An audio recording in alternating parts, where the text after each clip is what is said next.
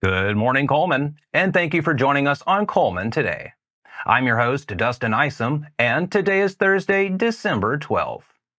Coming up on Cullman Today, a Cullman man receives two 99-year sentences for a funeral home shooting. Over 700 attend a rodeo dinner ahead of the Sheriff's Memorial Rodeo. And Good Hope prepares for its annual Christmas parade this weekend. All this plus sports, weather, and more, but for now, let's dive into the top stories happening in Cullman today. Ori Shannon McDearmond, a Cullman resident, was sentenced Wednesday, December 11th to two 99-year prison terms for his role in a 2023 shooting at Cullman Funeral Home. Cullman County Circuit Court Judge Gregory Nicholas handed down the sentences, which will run concurrently. McDearmond, who was 33 at the time of the incident, was found guilty in September 2024 of 2 counts of attempted murder. 2 counts of first-degree assault were dropped. Cullman County District Attorney Champ Crocker expressed satisfaction with the outcome, saying, "Ori McDearmond is as dangerous as they come." At sentencing today, he showed zero remorse. If anything, he acted proud of shooting these victims. The court sentenced him to 99 years, and deservedly so. The shooting occurred on February 13, 2023, when deputies from the Cullman County Sheriff's Office and officers from the Cullman Police Department responded to a 911 call at Cullman Funeral Home. Upon arrival, they detained McDearmond in connection with the shooting of Buford and Mitzi Wood, who suffered non-life-threatening injuries. The incident was reportedly related to a family dispute. Restitution was not part of the sentencing, as the Alabama Crime Victims Compensation Fund had already covered it. And in other news, on December 11th, Cullman County Middle School students came together at Temple Baptist Church for the inaugural Student Expo to hear from speakers on a variety of topics, aiming to equip students with the knowledge and resources for their future. With more from the expo, here's our own Jen Baker. All Cullman County Middle School students gathered together for the first ever Student Expo here at Temple Baptist Church. Guest speakers talk about mental health, career options, and dangers of social media. To hear a friend of mine speak to you that is all about encouraging and motivating you guys. And I mean that from the bottom of my heart. So I want you to have fun. We're going to play some games. I've got some great speakers for you. Snapchat doesn't go away, guys. You think that it does. That's why a lot of us like to use it. Everything goes to a big database. And when I get that, I get everything.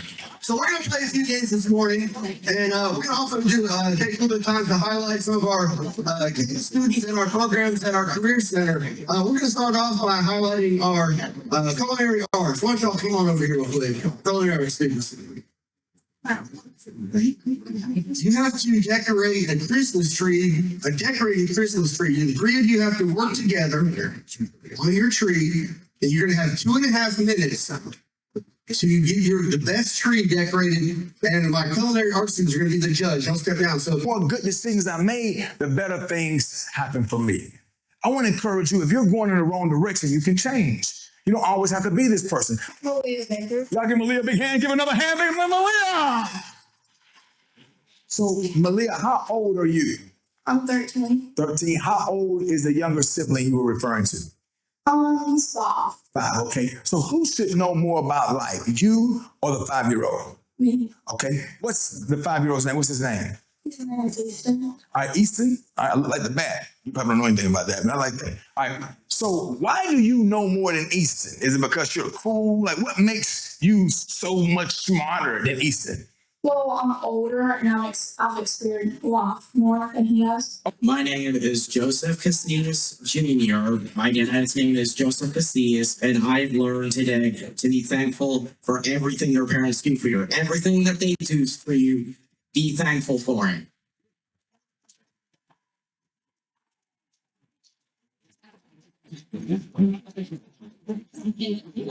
My name is Toby Williams. I go to West Point Middle School, and today I learned that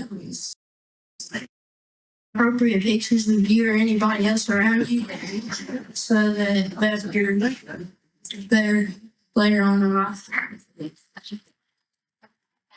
In Cullman, I'm Jen Baker with the Cullman Tribune. Thanks, Jen.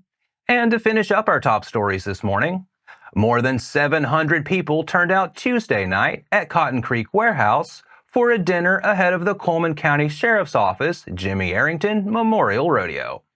The annual event is set for this Friday and Saturday, December 13th and 14th, at the Cullman County Agricultural Trade Center.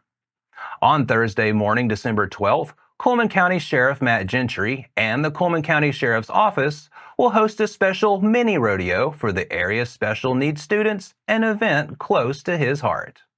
Gentry said, "The special needs rodeo is always the highlight of the event. The kids' faces and everyone's excitement makes the entire week worthwhile."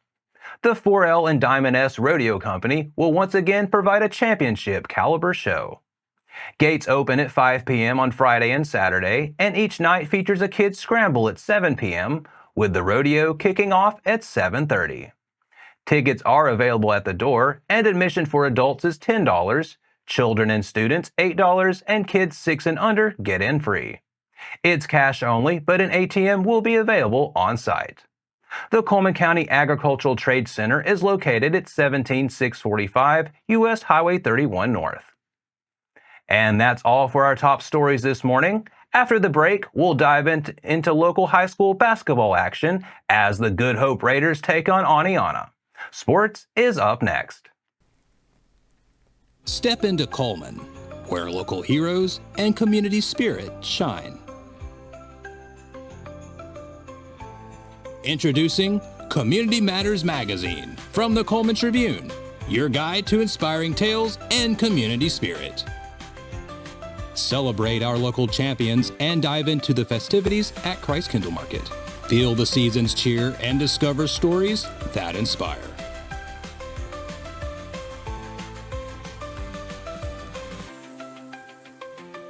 Community Matters Magazine. Connect with your community. Find your free issue at these locations or download a copy online.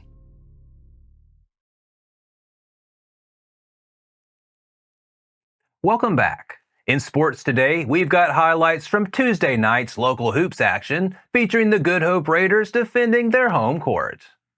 Good Hope faced off against Oneonta Tuesday night and went into the halftime break with an 11-point lead, but had to withstand a big push from the Redskins in the second half to secure a 61-53 win.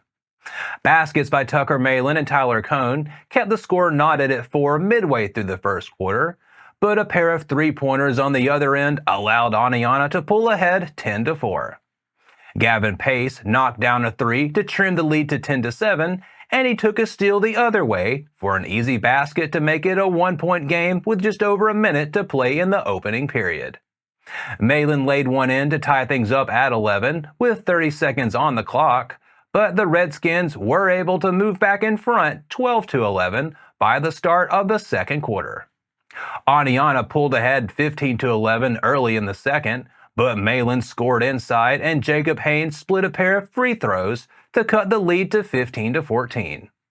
The Raiders began to heat up after that, taking a 17-15 lead on a three-pointer from Cohn. After Malin laid another one in, Cohn buried back-to-back threes to give the Raiders a 25-17 lead with just under 3 minutes remaining in the half. Malin followed with a three of his own to make it 28-17, and Haynes added another basket in the final minute of the second to put Good Hope ahead 30-19 at halftime. Malin drove to the rim and scored to keep the Raiders in front 32-27 early in the third, but a 5-0 run by the Redskins tied the game at 32. Cohn laid one in to give Good Hope a 2-point lead, and Haynes scored to extend the lead to 37-32. Kyle McSwain knocked down a pair of three-pointers to keep Good Hope in front 43-39 with a minute to play in the third. Owen Armstrong drained another three just before the buzzer to give the Raiders a 46-39 lead going into the fourth quarter. A basket from Malin and a pair of Cohn free throws made it 50-39 early in the fourth. Haynes scored the next 4 points for Good Hope to maintain a 10-point lead with around 4 minutes on the clock. After Tucker Screws split a pair of free throws, Cone scored inside to make it a 57-51 game, and the Raiders went on to defeat Aniana 61-53. Malin led the way for Good Hope with 17 points in the win, followed by Cone with 16. Haynes finished with 11 and McSwain added 8. And that wraps up sports for today. After the break, we'll bring you 4 stories in under 4 minutes, including the opening of a new Love's travel stop in Good Hope, how a local nonprofit exceeded their fundraising goals to help those in need, and important updates from the Cullman City Council meeting. We'll be right back.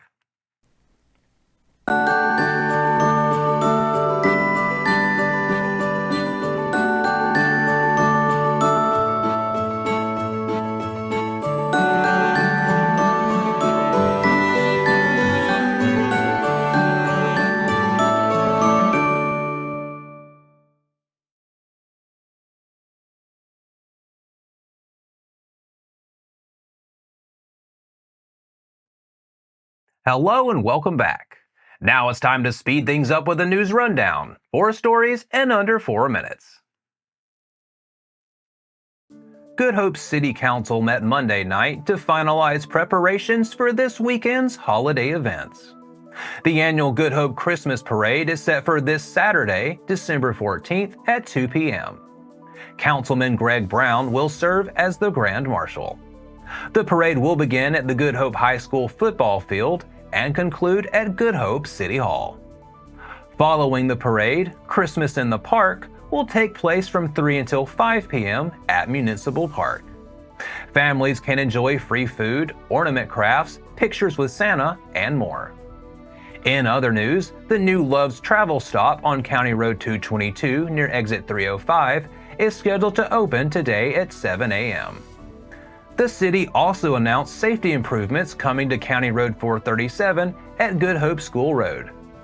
Beech Grove Road will be closed where it currently meets County Road 437.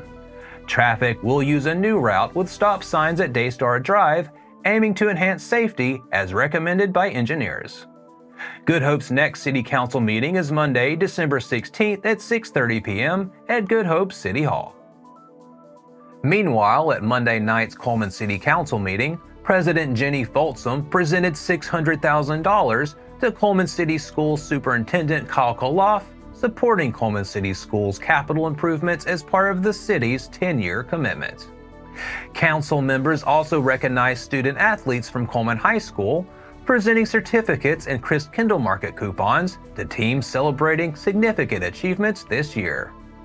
Recognized with the boys cross-country team, state runners-up in 2024, the cheerleading squad, who are 2024 Varsity Game Day state runners-up, and the volleyball team, which competed in the 2024 6A state tournament.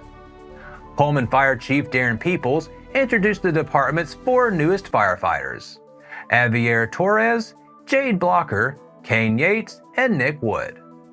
The recruits recently completed 440 hours of training at the Alabama Fire Academy, with Yates recognized as the most physically fit firefighter in the class. And in other council business, members approved resolutions including the 2025 City Council meeting schedule, updates to the police department's field training officers and traffic homicide investigators policies, an agreement with CDG Engineers and Associates for services on the 4th Avenue Southwest Downtown Streetscape project, and cost-saving changes for the Omniplex Civic Center. They also approved a new water supply agreement with the Utilities Board of the City of Cullman, saving the city $662,000, which may help prevent future costs from being passed on to customers. Additionally, a special event request was approved for a New Year's Eve celebration at Traditions Bank on December 31st, pending police and fire department approval. The Cullman City Council meets on the 2nd and 4th Mondays of each month at 7 p.m. in the Cullman City Hall Auditorium. The public is invited to attend. And in other news, Cullman nonprofit Hope Horses and Alabama Farm Credit have exceeded their Giving Tuesday fundraising goal, raising over $6,000 to purchase a new therapeutic riding horse named Sal. The new horse will enable Hope Horses to serve an additional 2 to 4 students each week, providing physical and emotional therapy to individuals with special needs. Alabama Farm Credit CEO Mel Kohler expressed pride in supporting nonprofits like Hope Horses that strengthen communities and address critical needs. Hope Horses Executive Director Kelsey Scott thanked everyone who contributed, saying, "It's a community-driven organization, and we appreciate everyone who helped us reach our goal." Cullman-based Hope Horses provides services statewide for therapeutic and adaptive riding programs to individuals with physical, cognitive, social, or emotional disabilities. For more information, visit alabamafarmcredit.com and hopehorses.org. And finally, meet Mona, the Cullman Tribune's Pet of the Week. Mona, affectionately known as Mona Lisa, is a beautiful 3-year-old husky with a radiant smile. Mona has medium energy and is up for adventures, whether that's a cozy day on the couch or a leisurely stroll around the neighborhood. She's a true lover of life who enjoys being close by your side. Mona understands leash etiquette and would make a remarkable companion, hiking buddy, or even a therapy dog. Her adoption fee is $130, which includes her spay, DHLPP vaccine, Bordetella vaccine, rabies vaccine, deworming, a general vet exam, and microchipping. If you would like to meet Mona or any of her friends looking for loving homes, contact the Cullman County Animal Shelter at 256-734-5448 or email cullmananimalshelter@co.cullman.al.us. And that's your 4 stories in under 4 minutes. Now for a quick break before we look at the weather ahead and pay our respects with obituaries. I'll be right back after this quick message.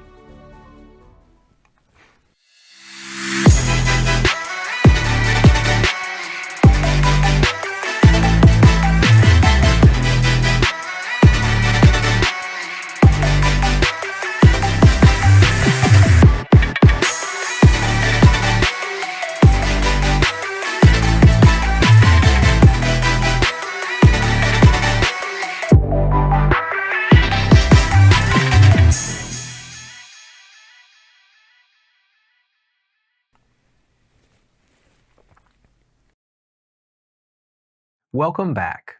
Let's take a moment to pause and remember those who have lost their lives this week as we turn to obituaries. Lewis Burnett Bill Williams Jr., 87, passed away on Sunday, December 8th. A graveside service with military honors for Mr. Williams will be Friday, December 13th at 11 a.m. at Cullman City Cemetery. James Keith Rhodes, 62 of Cullman, passed away on Monday, December 9th. Funeral service for Mr. Rhodes will be on Friday, December 13th at 2 p.m. at Cullman Funeral Home Chapel. Visitation will be held at the chapel today from 6 until 8 p.m. and Friday before the service from noon until 2 p.m. Interment will be held at Bethsaida Baptist Church. Shirley Yvonne Priest passed away on Tuesday, December 10th. Private family services will be held for Mrs. Priest. Jack Wallace Springer passed away on Monday, December 9th. Visitation for Mr. Springer will be today at Moss Service Funeral Home from 5:30 until 7:30 p.m. with a rosary to follow. Funeral Mass will be at Sacred Heart Church on Friday, December 13th at 10 a.m. with burial to follow at East Point Cumberland Presbyterian Cemetery. That finishes up obituaries for today. Our thoughts and prayers go out to their friends and families. Now, let's take a look at today's weather forecast. Today we'll enjoy sunny skies with a high of around 50. Tonight, expect increasing clouds as temperatures drop to around 32. Tomorrow, it'll be mostly cloudy with highs reaching 54. Tomorrow night, the skies will clear up again, leading to a mostly clear night with a low of around 39. And that wraps up another edition of Cullman Today. We appreciate you sharing your morning with us, and remember to stay connected by following us on social media and visiting CullmanTribune.com for the latest from our community. We'll be back bright and early tomorrow morning at 6:30 a.m., but until then, I'm Dustin Isom with Cullman Today, wishing you a great Thursday, Cullman.